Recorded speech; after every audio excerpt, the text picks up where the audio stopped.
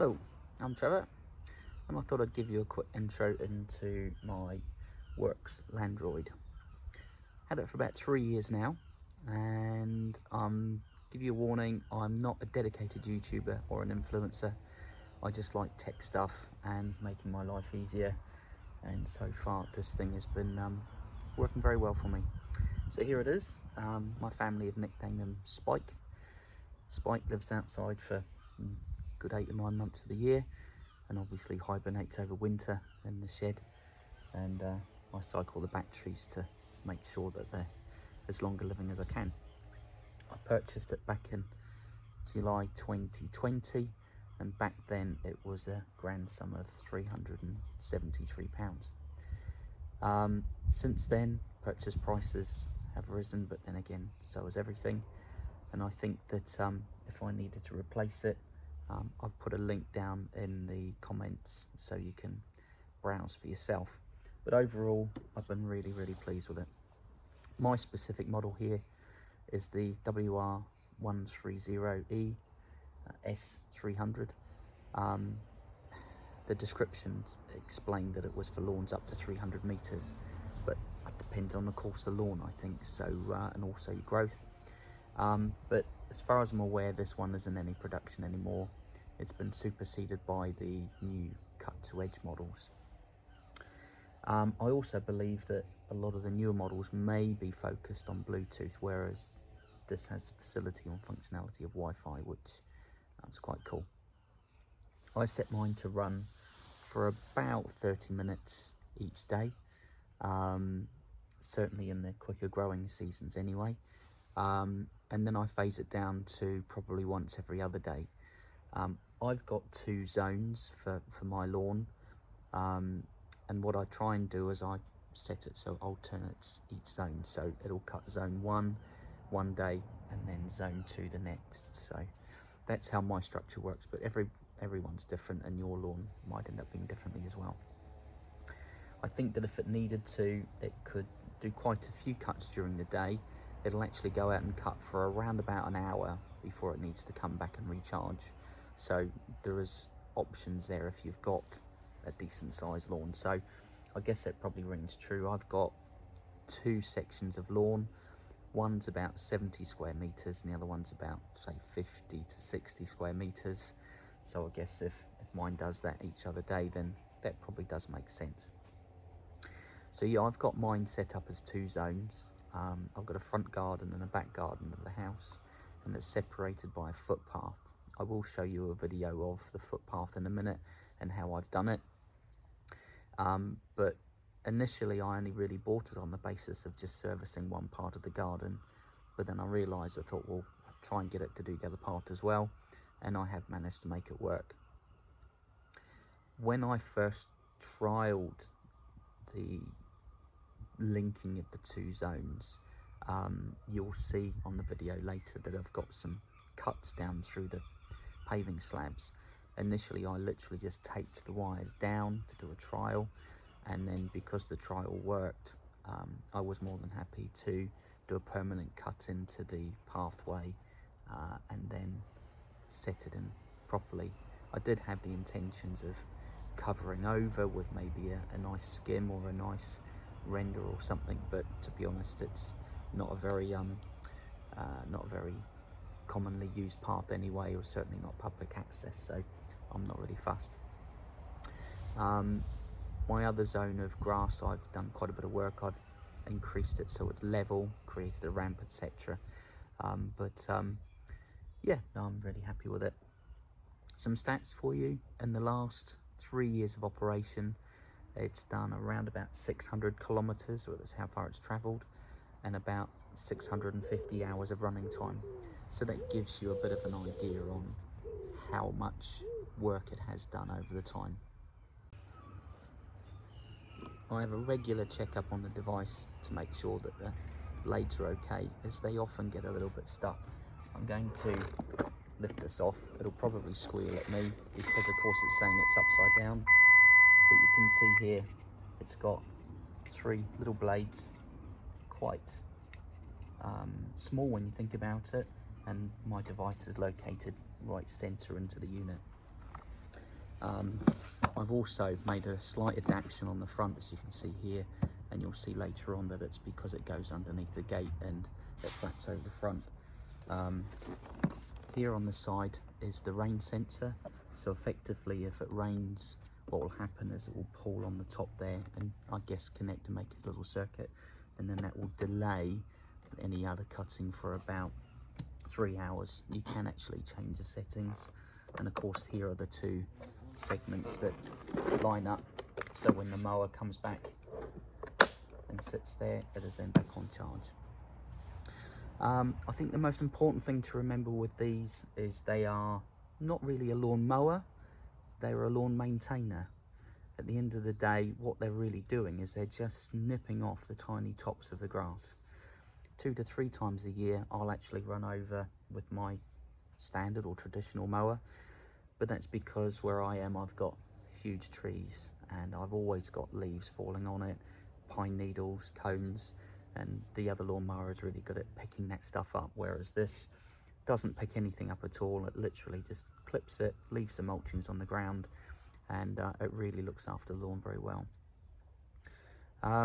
What else was I going to tell you for you? Oh yeah, they don't do lines and strips and patterns and things along those lines. These literally just go random all over the lawn. So you have a perimeter wire that goes all around the outside, and then effectively for the period of time that you ask it to run it, it literally just bounces around almost like a random ping pong ball all around the garden or the lawn that you have, and will cut. Eventually it will obviously cut every single part.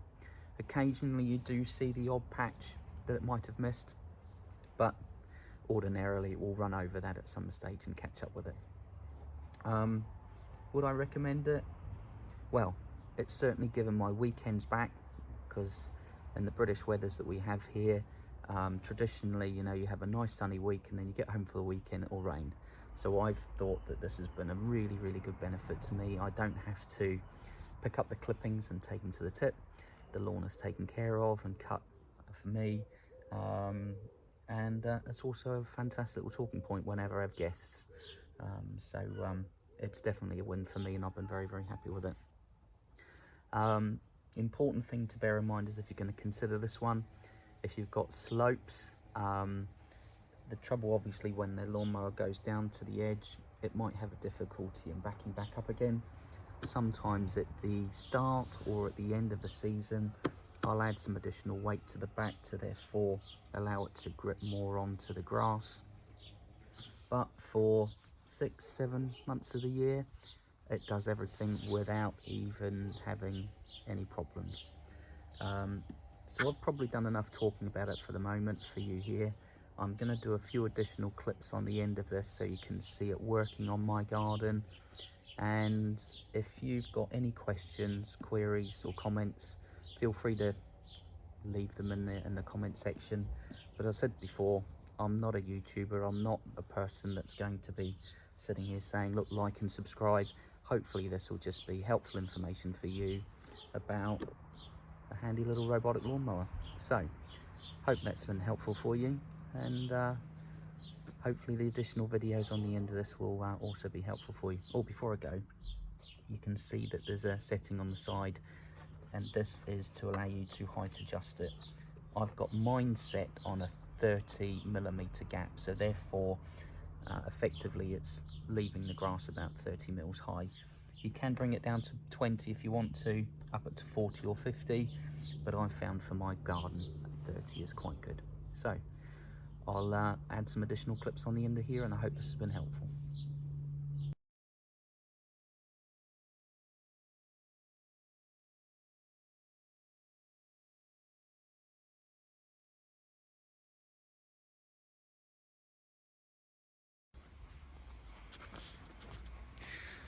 This here is the docking station, and the mower lands on these to allow it to start charging again.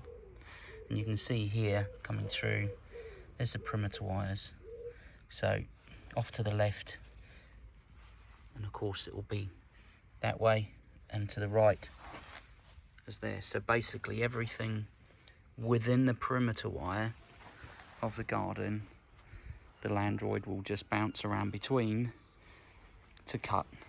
And as you'll see in my other clip, because I want it to go to a different zone, I've actually got a space here. Can't see it under the grass, but it does actually narrow down to about 5 to 10 centimeters underneath here. So effectively my perimeter wire carries on around down to the front, and of course returns and carries on all the way around and then comes back. So I've got, I guess you can probably shape it to a big figure 8, I suppose, but without it crossing over in the middle. So hopefully that helps. So here's my Worx Landroid lawnmower, and as I think I've said before, I have 2 zones. Oh, hello Monty, he's come out for a wander, and he's heading his way to zone number 2 as we speak. So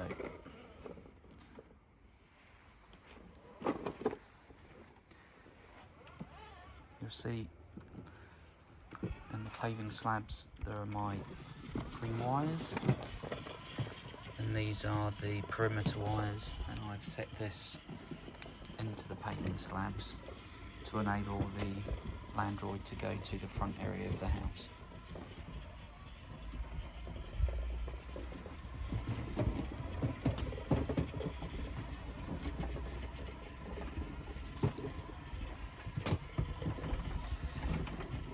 Stop this and go the other side. Since having my little lawnmower, I've made a few alterations. I've given it a ramp to get up to zone number 2. As you can probably hear at the moment, it isn't cutting at the moment, it's just making its way to the point at zone 2.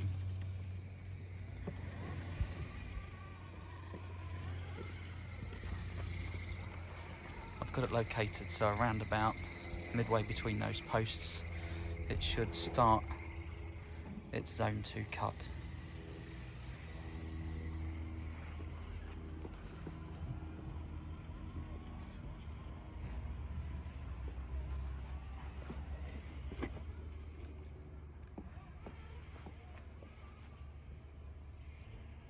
So at this point it'll now activate because it's hit a certain timing line, and will now start cutting and look after zone 2.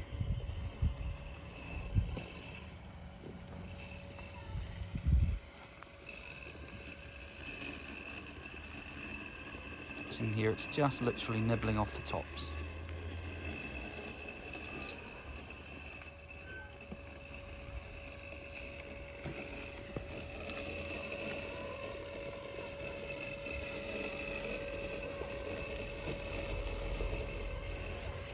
Can't really see what it's actually cut, but you can hear that it's cutting because it is literally just taking the tops off.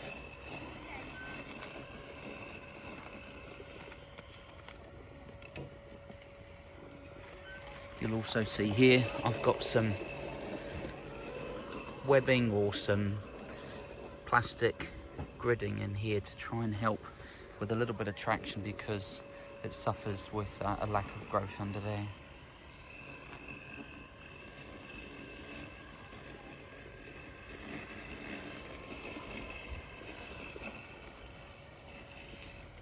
And this particular part of my garden goes up here,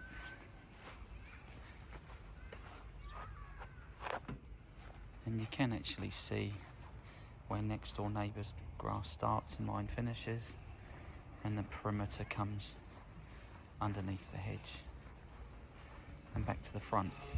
Now this is my only problem with this, is because I have probably about, I reckon, 5 to 10 centimetres between the wires.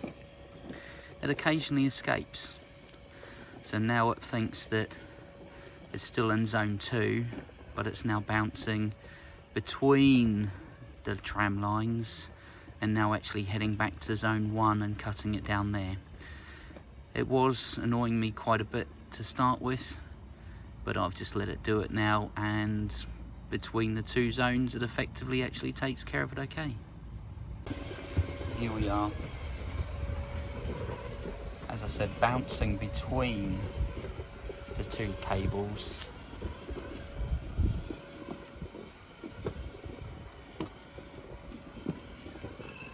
And now, because it is unrestricted, it'll just go and randomly mow my zone 1 instead of doing zone 2. However, it also does the same thing at this end because there is a gap, and of course occasionally when it finds that gap, it'll then probably pop back out to zone 2. But as you can see, both areas are pretty well taken care of.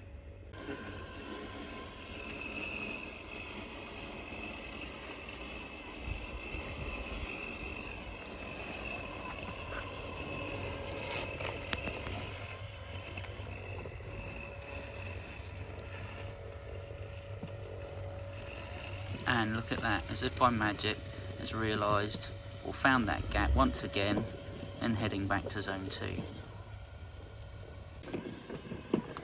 So we're just returning back to zone 2, and yeah, sadly I think it does waste a bit of time and energy between the two. Occasionally it might happen, I don't know, maybe once or twice a week, but it seems to take care of itself and sort itself out. So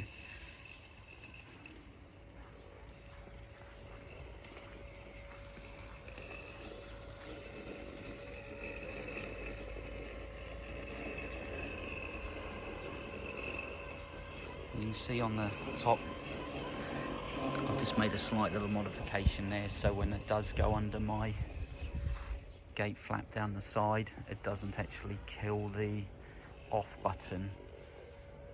So luckily enough, my dog isn't clever enough to find its way out through there, and he doesn't spend that much time out by himself. So